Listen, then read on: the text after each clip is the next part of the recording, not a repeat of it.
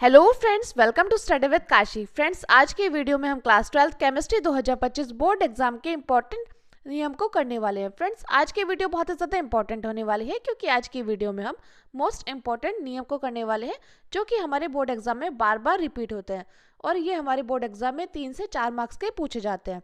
तो देखिए, इसमें पहला है हमारा हेनरी का नियम। देखिए, हेनरी का नियम क्या कहता है। हम लिखते हैं, हेनरी के नियम के अनुसार स्थिर ताप पर किसी गैस की द्रव में विलेयता गैस के दाब के क्या होती है, समानुपाती होती है। तो हेनरी का नियम क्या कहता है कि स्थिर ताप पर किसी गैस की द्रव में विलेयता गैस के दाब के समानुपाती होती है। जैसे कि आप चित्र के माध्यम से समझिए, यहाँ क्या है, ये एक विलायक है, ये क्या, इसमें विलायक भरा हुआ है और देखिए इसमें क्या है, स्थिर ताप पर यानी कि टी कांस्टेंट। अब इसमें हम क्या करते हैं, इसमें हम कोई गैस ऊपर से नीचे प्रेशर की ओर डालते हैं। आप मान लीजिए हमने यहाँ पे O2 गैस यानी कि ऑक्सीजन गैस डाली, वो हमने प्रेशर से नीचे की ओर डाली, तो हम जितना ज़्यादा प्रेशर लगाएंगे वो उतनी ज़्यादा अधिक घुलेगी। यही हमारा हेनरी का नियम बोलता है कि स्थिर ताप पर किसी गैस की द्रव में विलेयता गैस के दाब के क्या होती है, समानुपाती होती है। अब देखिए यहाँ पे लिखा है, घुली हुई गैस की मात्रा समानुपाती किसके है, गैस के दाब के। घुली हुई गैस की मात्रा क्या है, m, और गैस का दाब क्या है, P, यानी कि m समानुपाती किसके है, P के। अब देखिए m बराबर KH इंटू पी, जहाँ KH क्या है, KH हमारा हेनरी नियतांक क्या है फ्रेंड्स, KH हमारा हेनरी नियतांक। अब देखिए हम यहाँ पे लिखते हैं KH है हेनरी नियतांक, P क्या है, P है हमारा दाब, और m क्या है, m है हमारा घुली गैस की मात्रा। फिर से देख लीजिए, m क्या है, m है हमारा घुली गैस की मात्रा। देखिए फ्रेंड्स, हमारा हेनरी का नियम क्या बोलता था, एक बार हम क्विक रिवीजन कर लेते हैं। हेनरी का नियम बोलता था कि स्थिर ताप पर किसी गैस की द्रव में विलेयता गैस के दाब के क्या होती है, समानुपाती होती है। यानी कि घुली गैस की मात्रा समानुपाती किसके, गैस के दाब के। यहाँ पे हमने कोई विलायक लिया, इस विलायक में स्थिर ताप पर यानी कि टी कांस्टेंट पर हमने कोई गैस क्या करी, हमने कोई गैस इसमें घोलने की कोशिश करी दाब से। तो देखिए यहाँ पे मान लीजिए हमने ऑक्सीजन गैस घोलने की कोशिश करी, उसको ज़्यादा दाब से घोला तो वो क्या हो जाएगी, अगर हम उस पर ज़्यादा प्रेशर डालेंगे तो वो क्या हो जाएगी, ज़्यादा घुलेगी। यही हमारा हेनरी का नियम होता है। अब देखिए इसका सूत्र होता है m बराबर KH इंटू पी, जहाँ m क्या है, m है हमारा घुली गैस की मात्रा, P दाब है, और KH क्या है, KH है हमारा हेनरी नियतांक। अब देख लीजिए फ्रेंड्स, अगर आपसे हेनरी का नियम पूछे, सिर्फ अगर नियम पूछेगा तो 2 मार्क्स का आएगा, और अगर हेनरी के नियम की सीमा और अनुप्रयोग दोनों पूछेगा तो 2 से 4 मार्क्स का आएगा। अब देखिए बात आती है हेनरी के नियम की सीमाएं। तो देखिए हेनरी के नियम की क्या सीमा है, यह तनु विलयन पर लागू होता है। किस पर लागू होता है फ्रेंड्स, यह तनु विलयन पर लागू होता है। हेनरी का नियम निम्न दाब व उच्च ताप पर कार्य करता है। किस पर कार्य करता है, हेनरी का नियम निम्न दाब व उच्च ताप पर कार्य करता है। अगला देखिए, अगला है हमारा, यह नियम उन गैसों पर लागू होता है जो विलायक से क्रिया नहीं करती हैं। तो देखिए यह नियम उन गैसों पर लागू होता है जो हमारी विलायक से क्रिया नहीं करती हैं। तो हेनरी के नियम की 3 सीमाएं हैं। अगर आपने स्क्रीनशॉट नहीं लिया तो स्क्रीनशॉट ले लीजिएगा। अब देखिए फ्रेंड्स, बात आती है हेनरी के नियम के अनुप्रयोग। तो देखिए हेनरी के नियम के क्या क्या अनुप्रयोग है। हेनरी के नियम के अनुप्रयोग है गोताखोर द्वारा सांस लेने में, गोताखोर द्वारा सांस लेने में। गोताखोर जो समुद्र में तैरते हैं उनको बोलता है गोताखोर। तो गोताखोर के पीछे एक सिलेंडर लगा होता है जिसको वो सांस लेने में प्रयोग करते हैं। अगला है शीतल पेय पदार्थ के उत्पादन में, अगला है फेफड़ों की कार्यविधि में, और अगला है पहाड़ों पर पर्वतारोही द्वारा सांस लेने में। यानी कि हेनरी के नियम के अनुप्रयोग कितने हैं, गोताखोर द्वारा सांस लेने में, शीतल पेय पदार्थ के उत्पादन में, फेफड़ों की क्रियाविधि में, और पहाड़ों पर पर्वतारोही द्वारा सांस लेने में। अब देखिए फ्रेंड्स, हमारा अगला इंपॉर्टेंट नियम कौन सा है, राउल्ट का नियम। फ्रेंड्स ये नियम मोस्ट इंपॉर्टेंट है और ये नियम हर बार 3 से 4 मार्क्स का पूछा जाता है। तो देखते हैं राउल्ट का नियम क्या बोलता है। तो हम लिखते हैं, राउल्ट के नियम के अनुसार किसी विलायक में कोई अवाष्पशील विलेय पदार्थ मिलाने पर प्राप्त विलयन के वाष्पदाब का आवेशित अवनमन विलेय के मोल प्रभाज के बराबर होता है। फिर से देखिए राउल्ट का नियम क्या बोलता है। राउल्ट का नियम बोलता है किसी विलायक में कोई अवाष्पशील विलेय पदार्थ यानी कि जैसे यूरिया, शर्करा, ये सभी पदार्थ मिलाने पर प्राप्त विलयन के वाष्पदाब का आपेक्षिक अवनमन विलेय के मोल प्रभाज के बराबर होता है। यानी कि देखिए वाष्पदाब में आपेक्षिक अवनमन किसके समानुपाती होगा, विलेय के मोल अंश के, यानी कि मोल प्रभाज के समानुपाती होता है। अब देखिए वाष्प दाब में आपेक्षिक अवनमन क्या होता है, P0 minus PS upon P0, P0 minus PS upon P0।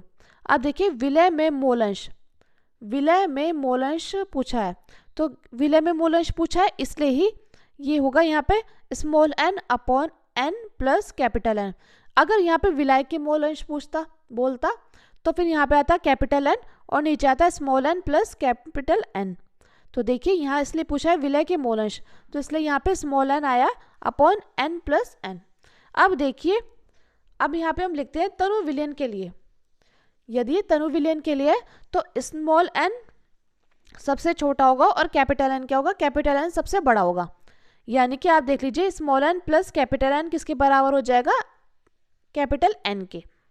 तो देखिए हम यहाँ पे जब ये इसके बराबर हो जाएगा तो हम क्या करेंगे, हम इस सूत्र में n प्लस n की जगह कैपिटल N रख देंगे, यानी कि हो जाएगा P0 minus PS upon P0 बराबर n, और ये किसके बराबर हो जाएगा, ये हो जाएगा कैपिटल N के।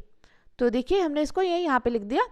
अब देखिए अब है हमारा P0 minus PS upon P0 बराबर, अब इसकी जगह n का अनुभार कितना होगा, W बाय m, यानी कि small w upon small m, और कैपिटल N का अनुभार होगा capital W upon capital m, यानी कि हो जाएगा P0 minus PS upon P0 बराबर, ये देखिए इसके से गुणा कर देंगे तो हो जाएगा small w upon small m into capital M upon capital W।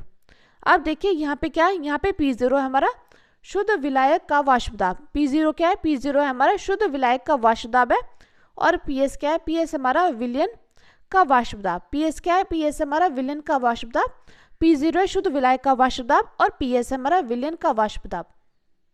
तो देखिए यहाँ पे राउल्ट का नियम क्या बोलता था, फिर से हम एक बार कोई रिवीजन कर लेते हैं। राउल्ट के नियम के अनुसार किसी विलायक में कोई अवाष्पशील विलय पदार्थ मिलाने पर प्राप्त विलयन के वाष्प दाब का आपेक्षिक अवनमन विलय के मोल प्रभाज के बराबर होता है। अब देखिए वाष्प दाब में आपेक्षिक अवनमन समानुपाती है विलय के मोलंश के, तो यहाँ पे देखिए यहाँ पे आ जाएगा P0 minus PS upon P0 बराबर small n upon small n plus capital N। अब देखिए तनु विलयन के लिए, तनु विलयन के लिए अगर बात करेंगे तो स्मॉल n सबसे छोटा हो जाएगा कैपिटल N से, तो इसलिए यहाँ पे हो जाएगा n प्लस कैपिटल N बराबर हम n रख देंगे। तो इस वाले सूत्र में हम क्या कर देंगे, यहाँ पे कैपिटल N रख देंगे, तो क्या हो जाएगा, ये आ जाएगा P0 minus PS upon P0 बराबर n small n upon capital N। अब देखिए अब हम क्या करेंगे, हम जानते हैं n का अनुभार क्या होता है, small w upon small m, और देखिए इसका होता है कैपिटल N का होता है W अपॉन m। तो अब हमने क्या किया, अब हमने इसकी आपस में गुणा कर दी, तो देखिए अब हम यहाँ पे ये हमारा राउल्ट का नियम का सूत्र निकल कर आ गया है। अब P0 क्या होता है, P0 होता है शुद्ध विलायक का वाष्प दाब और PS होता है विलयन का वाष्प दाब। अब देखिए फ्रेंड्स अब हम करते हैं राउल्ट के नियम की सीमाएं।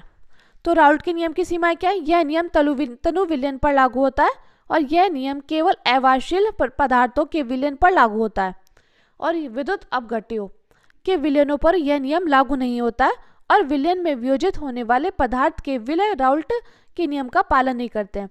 तो राउल्ट के नियम की सीमा क्या है, यह नियम तनु विलयन पर लागू होता है, यह नियम केवल अवाष्पशील पदार्थों के विलयन पर लागू होता है, और विद्युत अपघट्यों के विलयन पर यह नियम लागू नहीं होता है, और विलयन में वियोजित होने वाले पदार्थ के विलय राउल्ट के नियम का पालन नहीं करते हैं। अब देखिए फ्रेंड्स हमारा अगला नियम क्या है, अगला नियम हमारा कार्ल-रॉस का नियम। ये फ्रेंड्स मोस्ट इंपॉर्टेंट नियम है और बार बार हमारी बोर्ड परीक्षा में रिपीट हुआ है। तो देखिए कार्ल-रॉस का नियम क्या बोलता है, हम लिखते हैं कार्ल-रॉस के नियम के अनुसार अनंत तनुता पर किसी विद्युत अपघट्य की मोलर चालकता विलयन में उपस्थित कुल धनायनों तथा ऋणायनों की मोलर चालकताओं के योग के बराबर होता है। यानी कि कार्ल-रॉस का नियम क्या बोलता है, कार्ल-रॉस के नियम के अनुसार अनंत तनुता पर किसी विद्युत अपघट्य की मोलर चालकता विलयन में उपस्थित कुल धनायनों तथा ऋणायनों की मोलर चालकताओं के योग के बराबर होती है।